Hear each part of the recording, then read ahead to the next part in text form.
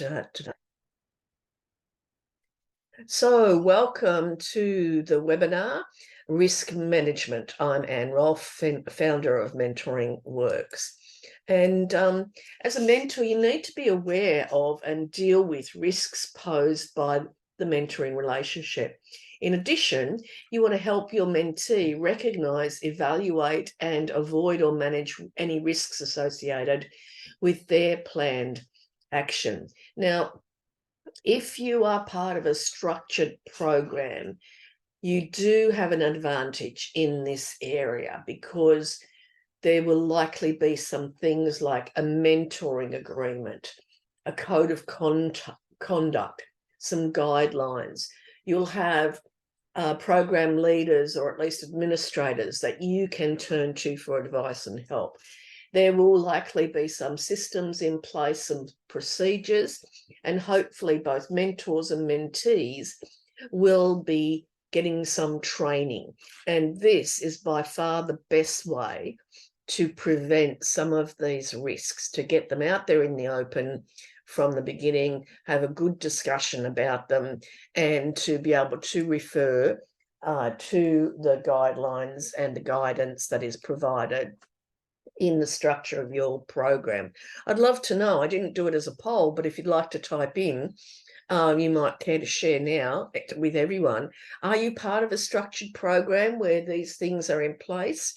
Or are you doing an informal sort of mentoring relationship with someone where, you know, you'll have to fend for yourself a little bit, or perhaps you've set up something for yourself or had the conversation up front with your mentee? Okay, so Maria Teresa is saying she's in an informal relationship. So this webinar is going to be particularly useful, dare I say, for you if you're in an informal, and June's saying that hers is informal as well, and Elizabeth. Okay, so you might want to take a lot of notes. You might like to refer to the book that I mentioned, and I'll send you some information out about that later on. Okay, and even if you have a structured program, sometimes it won't have all of these things in place, but at the very least, you want some sort of guidance from the program leaders or built into the program itself. So have a think about that, and I look at some of these things. Okay, so in this webinar, what we're going to be talking about firstly is what sort of risks are most likely. I'm going to share with you what I found over the 30 years or so I was helping to set up and run mentoring programs, some of which I saw and some of which I didn't, but might have been the case. And as we go through those, be thinking about, have you experienced these?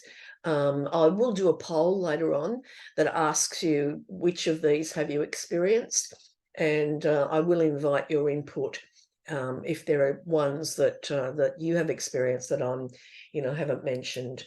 I'm going to also, so we'll go through each of the things that I've come up with in a bit of detail, looking at, how they might occur and what you can do to prevent them, which is obviously the best situation. I'll take you through a simple risk management process as well.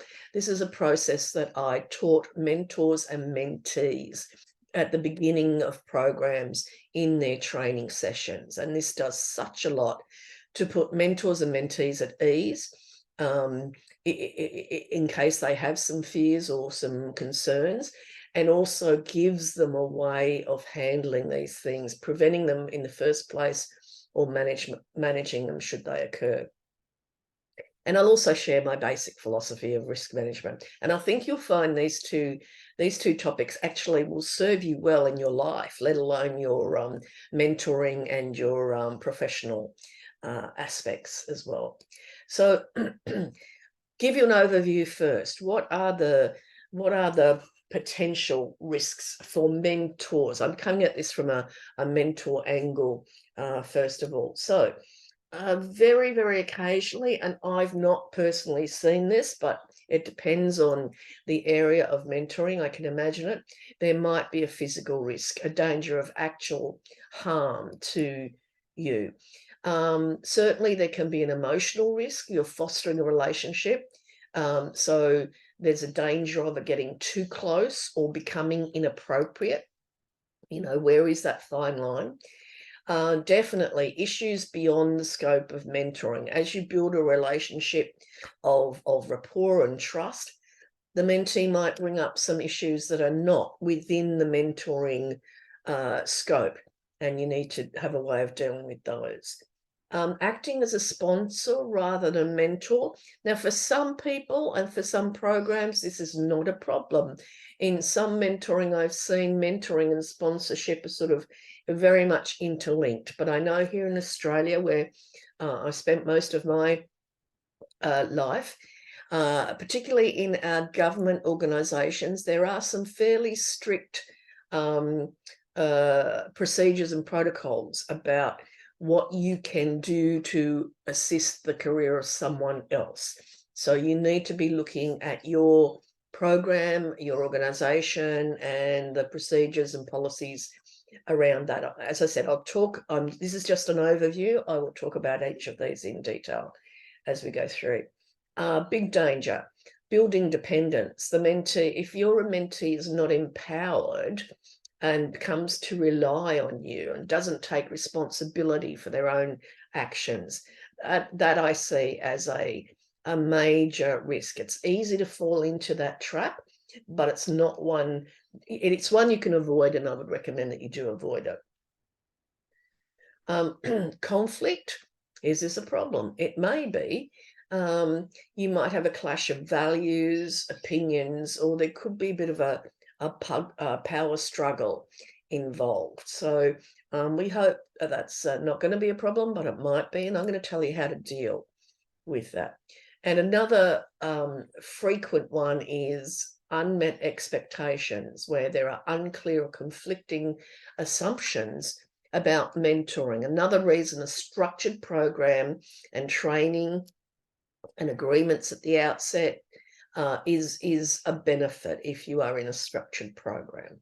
So, and feel free, if you've got a comment or an experience that you want to share, you can do that. You can type in something that everyone can see, or you can type in a direct message to me and I can share it on your behalf without mentioning your name, because obviously we're dealing with a sensitive topic here, and I appreciate that. So the first one, as I said, I've never seen it, but I can imagine it. I know there are mentoring programs for example, people involved in drug and alcohol abuse. There are mentoring programs for people coming out of jail. There are mentoring programs for disaffected youth or young people with problems. So I can see the scope of this. And if you're involved in a program like that, where you can see a physical risk, I'd love to hear from you, because it's not an area I've experienced myself or seen firsthand. It's only a slight chance of physical risk. And what all I can really say to you is when we support people who might be in very challenging personal circumstances, we can't afford to be complacent. So never put yourself or your mentee in danger of actual harm. Choose safe public places to meet that still give you privacy for your conversation. These days, online and video meetings are so effective. You can do them right on your phone. So if that's convenient and both of you have the technology, then that would be a good way to go.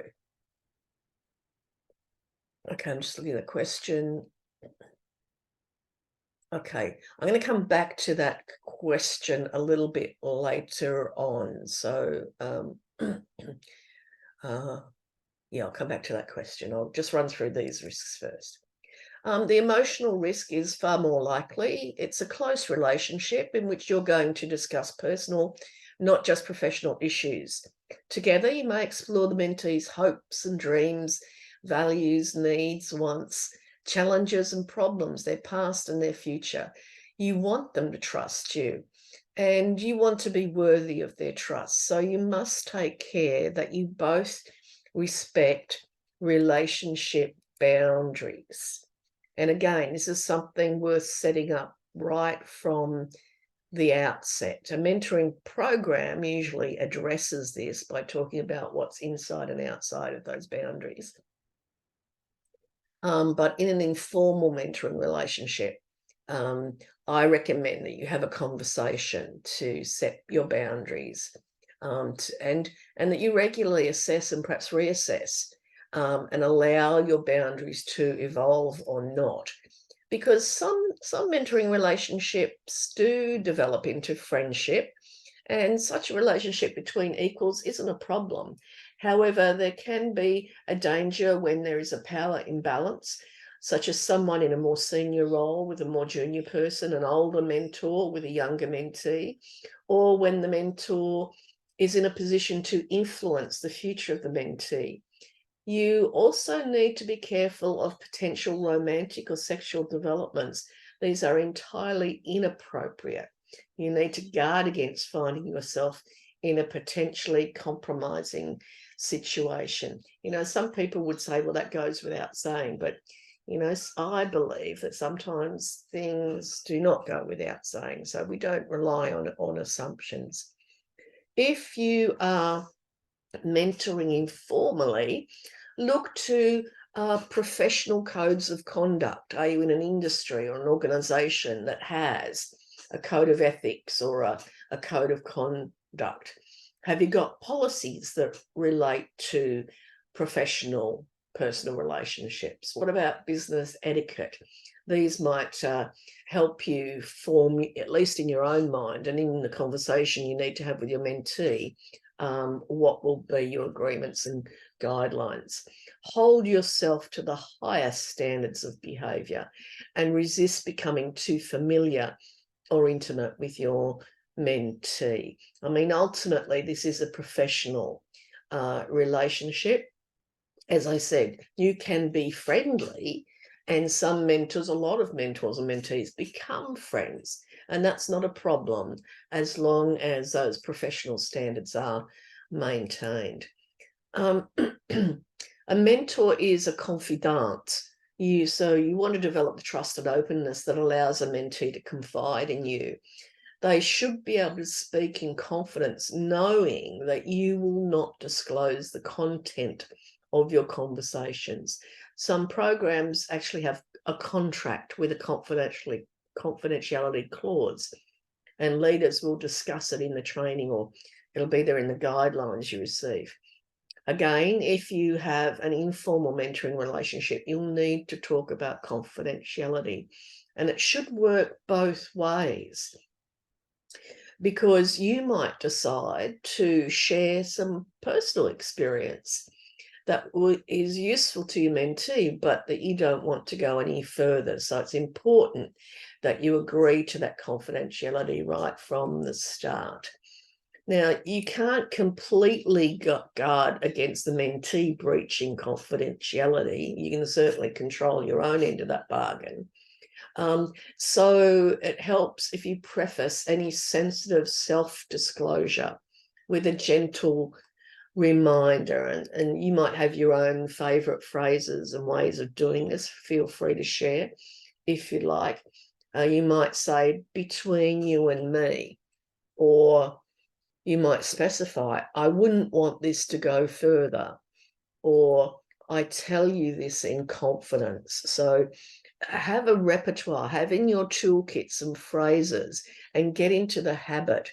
If self-disclosure is appropriate at times, it's extremely useful in building trust, and it can be a great tool to share information based on your experience, the life lessons that you've accumulated over your professional and indeed your personal life that will benefit the mentee. We don't talk about ourselves all the time as a mentor, but there are definitely times when it can be really helpful to do that. And I recommend you get into the habit before you say something like that. This is between you and me. I tell you this because I think it will benefit you, but it's not common knowledge. Okay. It's also important to know in your discussion of confidentiality that there are limits. As a mentor, you're not a doctor, a lawyer, or a priest. And if a mentee shares information that you are legally bound or compelled because of your organization's or the program's policies to reveal, the mentee needs to know this from the beginning. This may be different in different parts of the world and in different organizations, so you should look up what applies to you. Go and find what information you are compelled to share in your country under your country's laws, and in your organization under your organization's policies and procedures. It could include information about intended self-harm or harm to others, unlawful activities such as bullying. I know here in Australia, if a mentee tells the mentor that they are being bullied, that is one of the things that in Australian organisations is not within the limits of confidentiality. That is something that has to be reported, and theft and things like that, or sexual misconduct. So make yourself aware, educate yourself, and make sure your mentee understands. Yes, we have confidentiality. However, you need to know the boundaries and the limits of that. So you may find issues beyond the scope of mentoring come up. So try to establish the kind of parameters of your conversations and your relationship from the start. Talk about what the mentee wants to discuss during the time together, so what's likely to be on your agenda. Now, you're free to reconsider and renegotiate the scope, but it is wise to have some agreements as you begin. And a big thing here is that you and your mentee need to recognize the limits of your expertise. Unless you're a lawyer, you can have no input on legal matters. If you're not a psychologist, you're not qualified to counsel a mentee on psychological issues. And these things are beyond the scope of a mentoring relationship. You're a mentor, not a therapist. Don't attempt to deal with drug, alcohol, marital or love relationships, child rearing, health, or similar issues. What you can do is refer the mentee to qualified professionals for specialist matters, and you can offer to support them in finding a qualified professional, or doing what they need to do to get the right information that they actually need.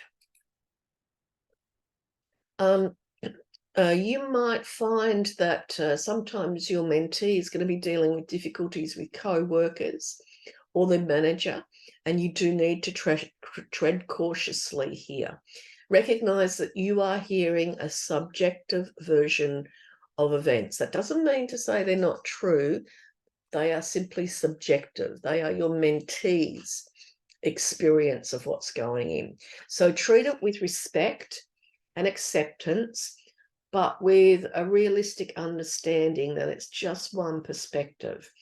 Accept their view, but do not offer criticism or defend other people involved.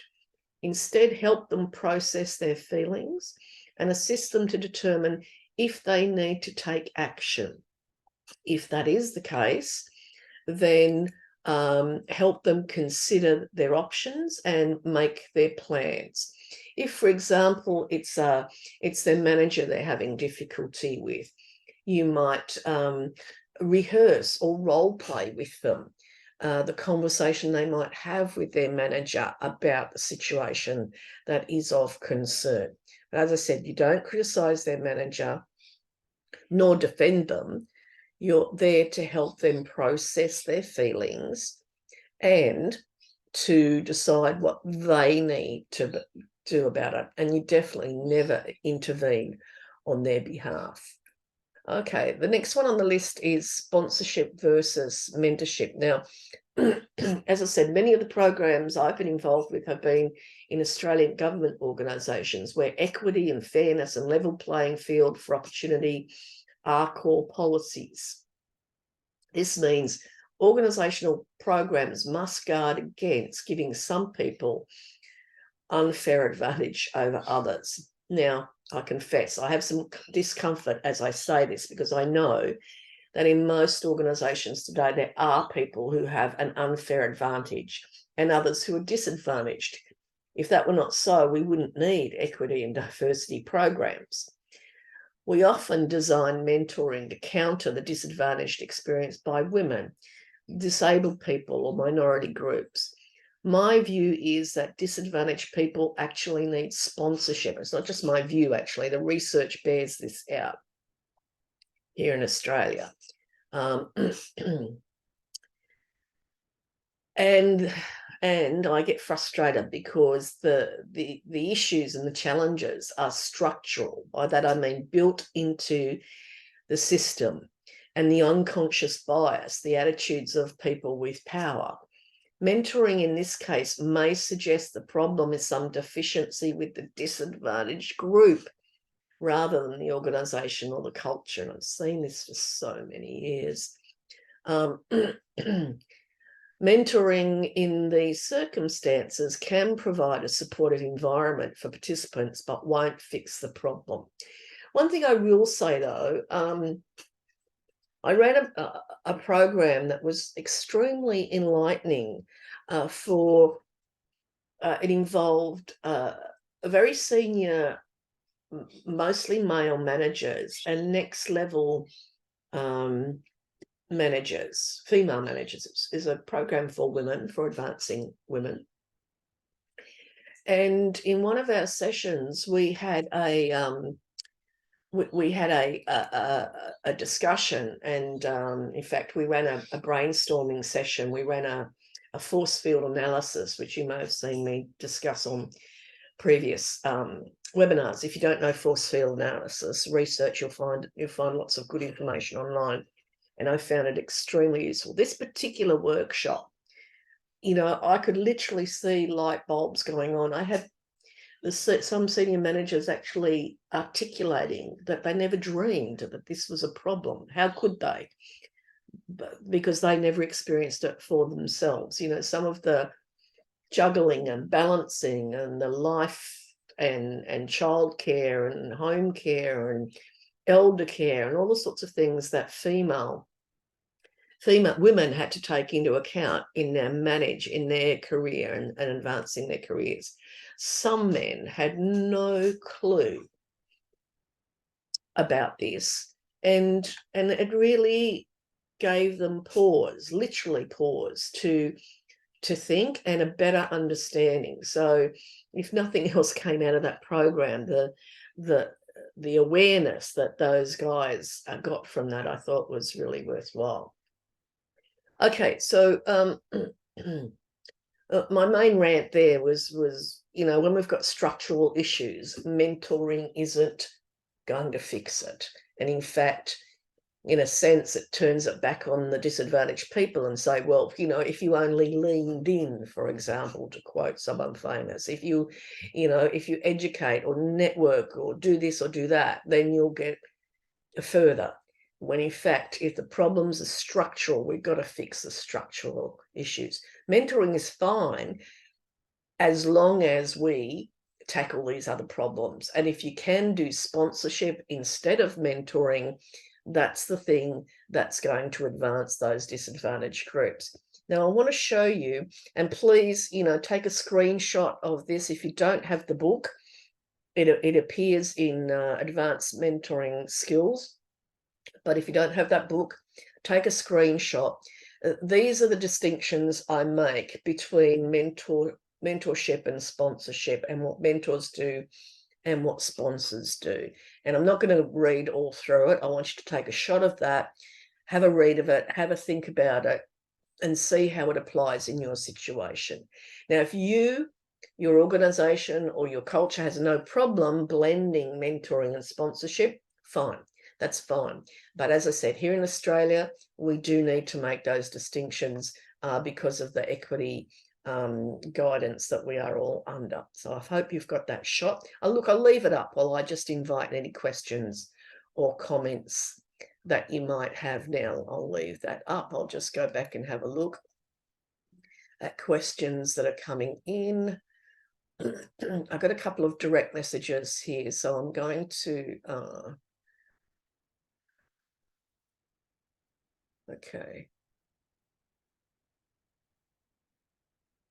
okay, so I have a question that needs to be kept anonymous. So it's about a mentee who is very empowered, is in a mentoring agreement with the mentor, but doesn't connect often. And when they do, the mentor feels like she's perhaps being treated as a confidant.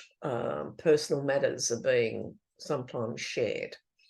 And so this just points to that idea of being straight shooting right from the front, about setting up your parameters, your guidelines, and your agreements. Or if you have done that, reminding the mentee of that agreement. Just having, one of the best things to do, I find, in a mentoring relationship or a program is to have regular review sessions. Just to automatically schedule a review meeting, say at the 3-month mark, at the 6-month mark, and so on, so that the topic, the agenda, that particular meeting is purely to focus on the mentoring outcomes, actions, relationship, how it's going, what's going well, what's maybe not going so well. So you obviously do more of what's going well, do less, or find better ways to do the things that are not going so well. So think about what needs to change. And by having regular review sessions, it gives you the opportunity to bring up any of these things that you're not comfortable with. And again, it's a time for you to be direct. You might say something like, well, I'm feeling a little bit uncomfortable with the personal things that you're raising in our mentoring conversations, because the focus of our mentoring is really career. And, I'd really be more comfortable if we could stick more explicitly to that area, what you're doing, what you need to do, what your goals are, what your strategies are, etc. And once again, can I just apologize for my croaky throat that is lingering, and the fact that I have a cough in my mouth? Please forgive me. Okay, thanks, Nicola. So I want to talk about this idea of empowerment, because it's really the whole purpose of mentoring, as I see it, to enable them to have the confidence and the capability to act on their own behalf, to make decisions that are right for them, to become stronger, access and use resources, exercise their own influence, become autonomous, take control and responsibility for their life and direction. So to achieve that, you need to make them do the thinking. You need to ensure they equip themselves to achieve their goals. So you're not doing the work for them, you're not thinking for them, you're not giving them answers and solutions. In fact, you're prompting them with questions that make them do the thinking. You're asking them, well, if this is your goal, what will you need? How will you equip yourself to achieve that goal? You don't just hand it to them on the plate, what they need to do. You encourage them to work out their own solutions. And in this way, you avoid that dependence, because if you act for them, these are the things that build dependence. If you act for them, if you answer every question too quickly, and you give them advice too quickly, it robs them of the power to think things through, and it can make them dependent on you and resentful if things go wrong. They may run to you with problems they could solve themselves, fail to take responsibility for their actions, and blame you when things don't work out, if they fail or there's adverse results. I want to speak a little bit about conflict. It's not always a bad thing. In fact, there's research that shows there's great value in divergent views. You know, we get caught up in social media and conversations with people who are so like-minded that it never challenges us to think differently.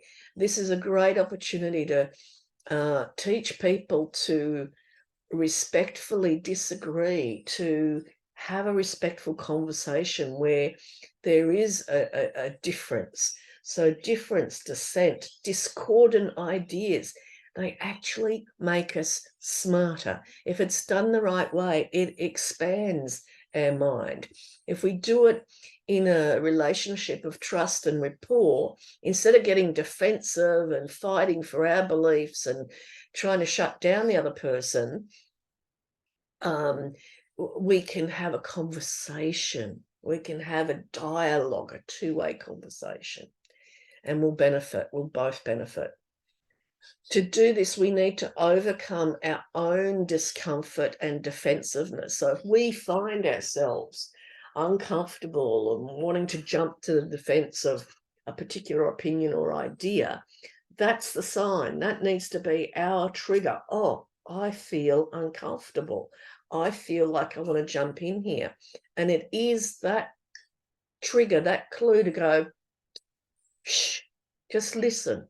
Listen respectively. Ask some questions. Hear them out, because when you manage yourself and demonstrate respective listening, when you are ready to, you know, okay, may I put another point of view, or there's another way of looking at that. Or some people might say, if you've listened well to them, you've got a better chance of them listening well to you. So really hear that different person. Who knows? You might learn something that causes you to have a little bit of a rethink too.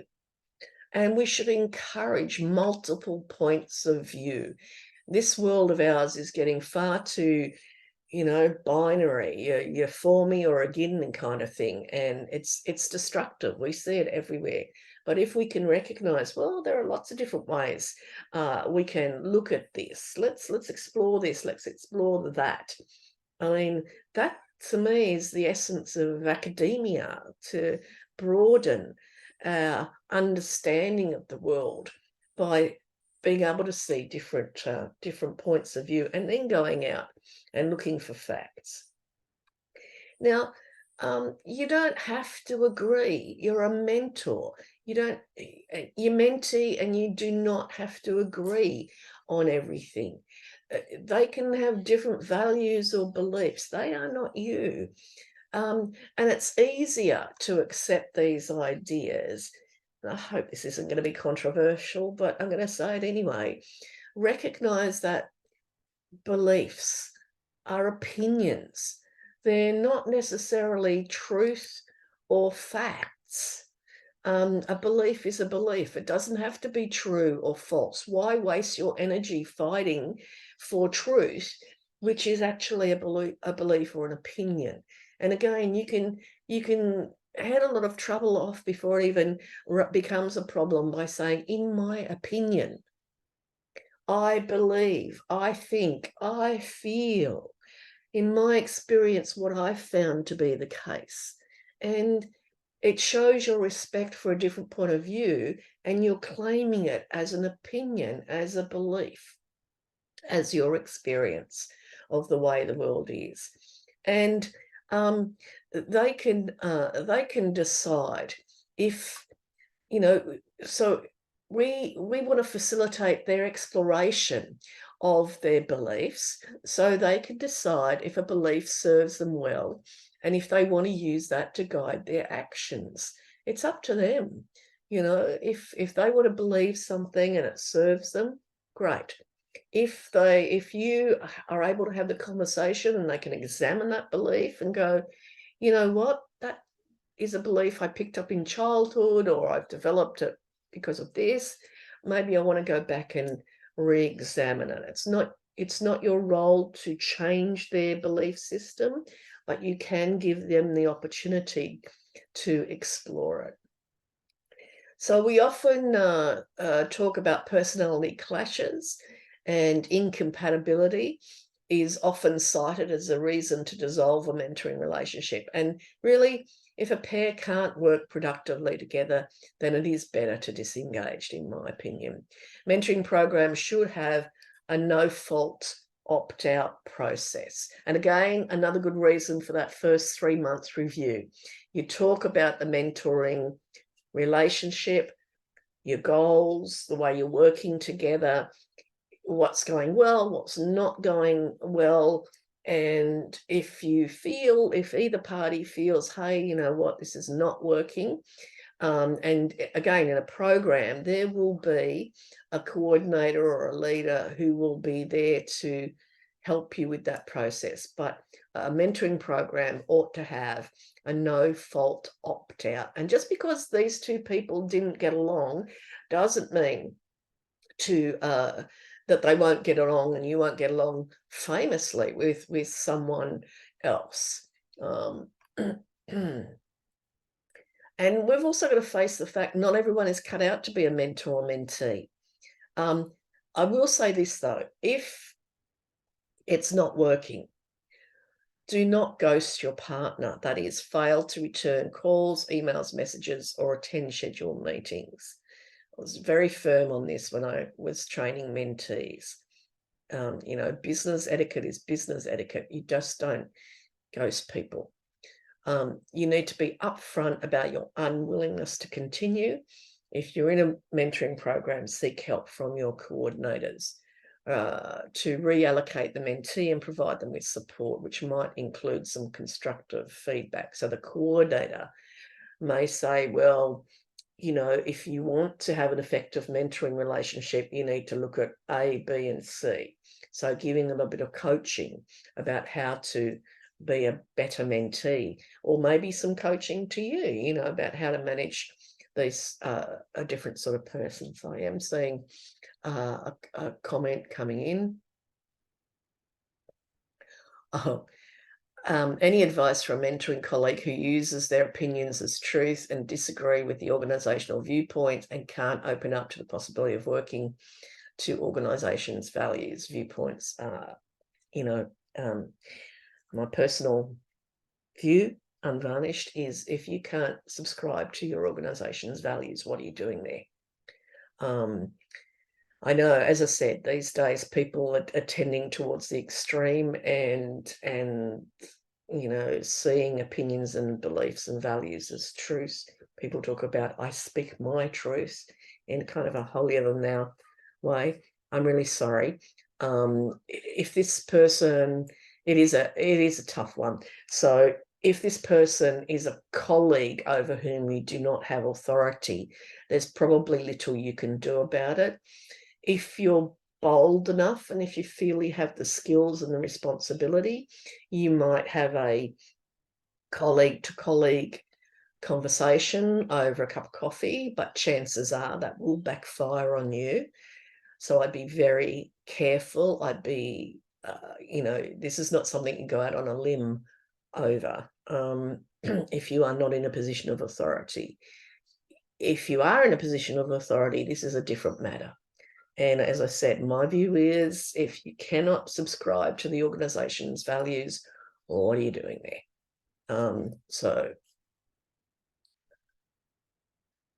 Okay, I'm just looking at questions coming in.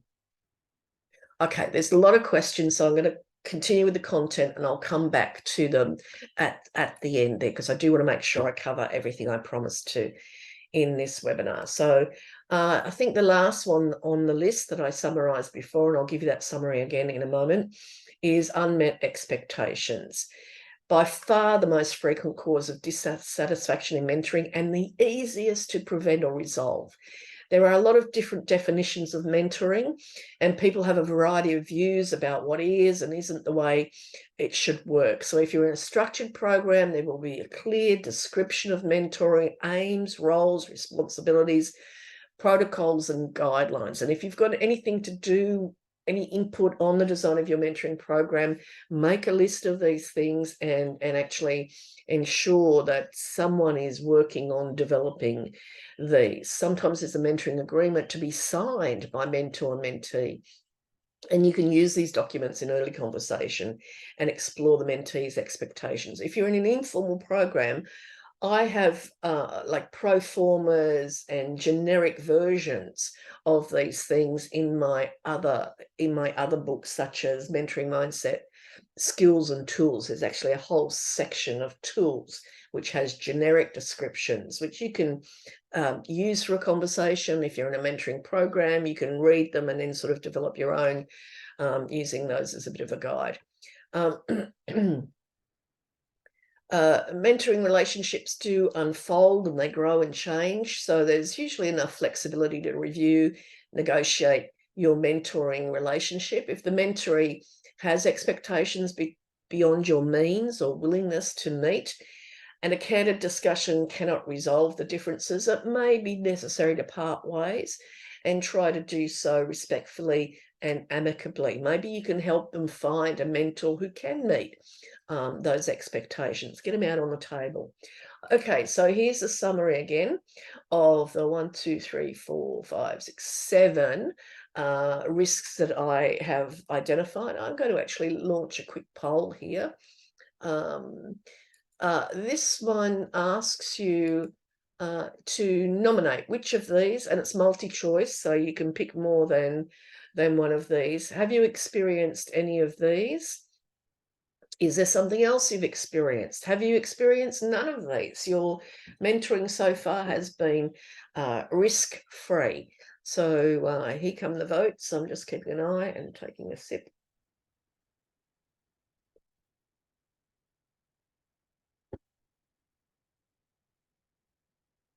Okay, just quickly reading through the summary there, and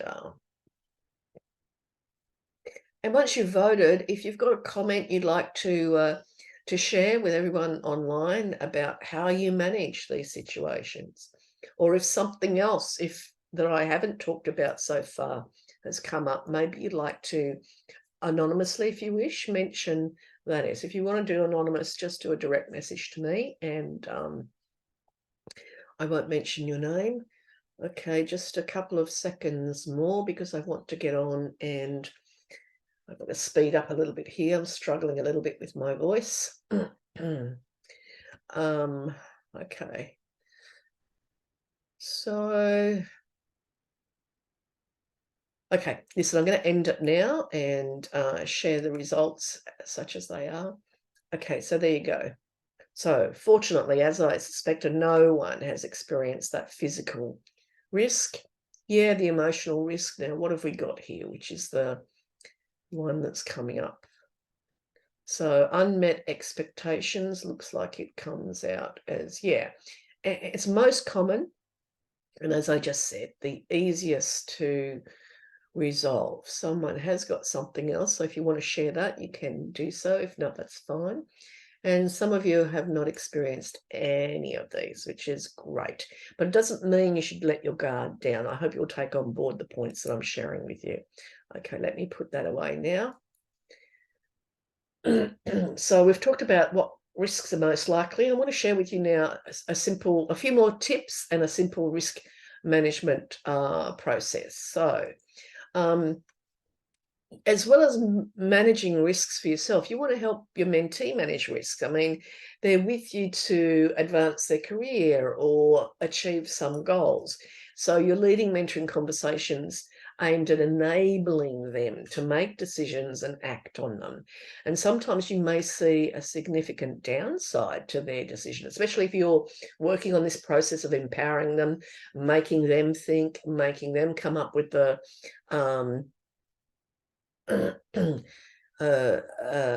solutions themselves.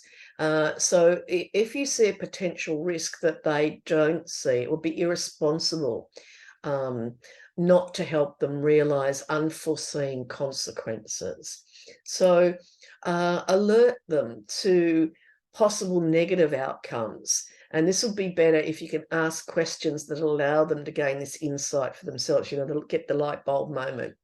And it's easier if you've fostered their ability to look at different points of view. So this is another reason to get them to see different points of view. So here are a few phrases that I found quite useful. When you do X, X being what they've proposed they're going to do. So when you do X, what outcomes do you expect? Are there other possible results? How do you think others might react to that? So these are conversations starters, and you're leading the conversation. What you're trying to do here is alert them to unintended consequences, things then you see because of your greater experience, but they actually don't see. So you're asking the questions to get them to think, and they may come up with the thing that you're worried about. Prompt them. These are prompts. What negative consequences do you imagine may be possible? What else could happen? So you're giving them multiple opportunities here to think through their course of action and see what might happen. Because you want them to make an informed decision. They've got less experience than you. So if they're not seeing this, you've prompted them, you've questioned them, they're still not seeing what you foresee, and it's a serious risk, then you need to give them some input, some information. You might say something like, I have some concerns about that course of action. May I share them? So you're asking, your self-disclosure, you're expressing yourself, I have some concerns about that. And then you're asking permission, may I share them? They'd be a fool to say no, wouldn't they? And I doubt they ever will, put that way. Again, you're using your tone of voice, your non-verbal communication, your body language to do this respectfully. You might say something like, in my experience, I found that when you do X, Y seems to follow, and after that comes Z. So you're sharing your experience there. I'm thinking if you do that, it might cause, and then you lay out the exact consequences that you foresee. So it's still up to them. I mean, it's their life, it's their career, it's their choices that they're making. But you are laying it out clear. You are fulfilling your responsibility, as I see it. So here is a simple risk management process. And I actually taught this in workshops with lots of brainstorming about the things that could go wrong. So I put my workshop participants, mentors and mentees together often, and get them to brainstorm first.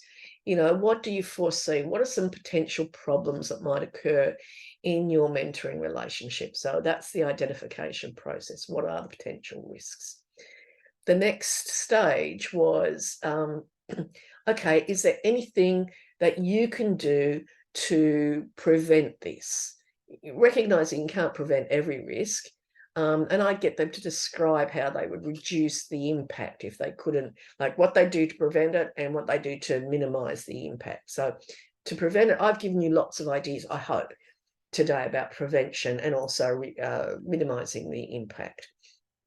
And then in my workshops, what they do is, so that's the reduction of the impact, and they would formulate some actions of last resort. So if you couldn't prevent it, you may or may not minimize it, but what are you going to do if this happens? What's the worst case scenario? What are you going to do about that?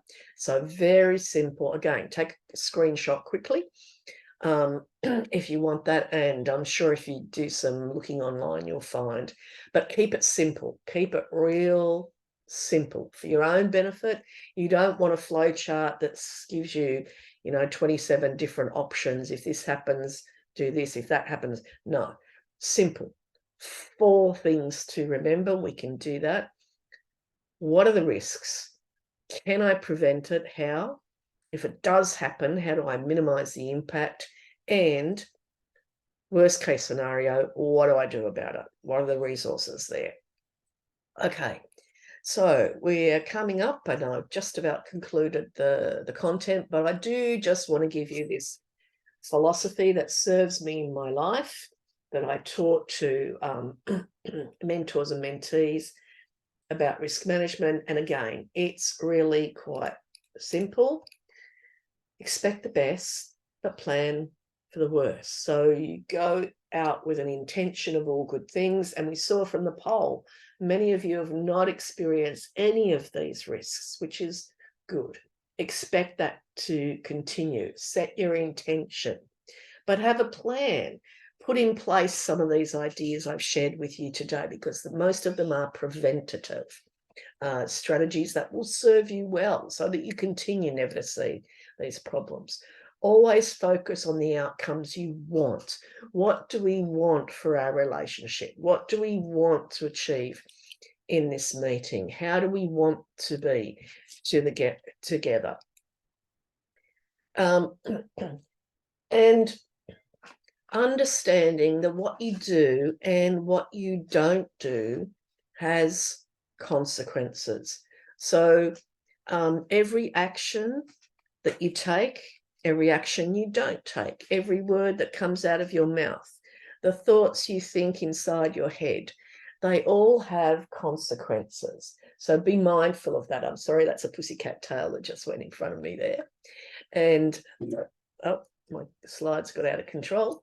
And take responsibility for your own actions. And if you take this on board as part of your own personal philosophy, if you demonstrate it, if you speak it in the words that you say, in the way that you are with your mentee, if you get these sorts of messages across to your mentee, you will be doing your mentees a great service that will last them a lifetime. This is one of the things that comes out of mentoring. It's like the pebble you toss in the pool and the ripples spread out. So I'm sorry if this sounds like I'm blowing my own trumpet, but this is an attitude that comes to me from learning about coaching and mentoring, learning about counseling, learning about life. And I think it will serve you, and it will serve, and you might have your own variation of this, or you might develop your own. Have a think about what is your philosophy of risk management. What maybe share if you've got some other ideas, but keeping it simple and teaching it to your mentee, giving them the opportunity to adopt it or not, it's up to them. But I think it will serve you well. So there we have it. We talked in depth about the risks that are most likely.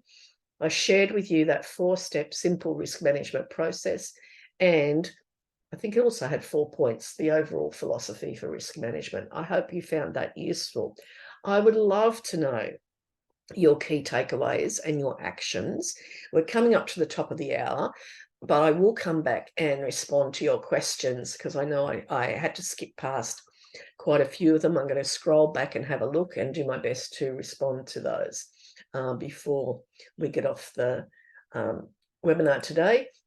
Just a reminder, in September, we've got a webinar on leading learning. October, it's effective feedback. November, it's about motivation.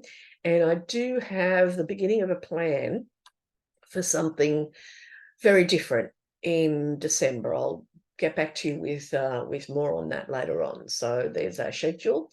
And don't forget, this material today came out of the Advanced Mentoring Skills book, which comes with 12 video masterclasses as well as the book itself.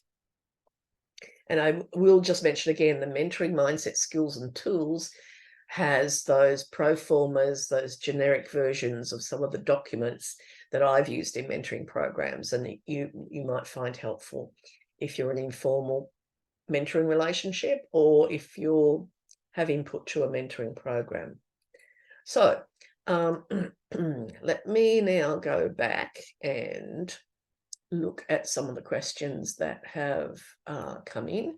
What I will do is just turn the recording off. So if you're watching the recording, thank you very much. I hope you can join us on a live webinar sometime soon.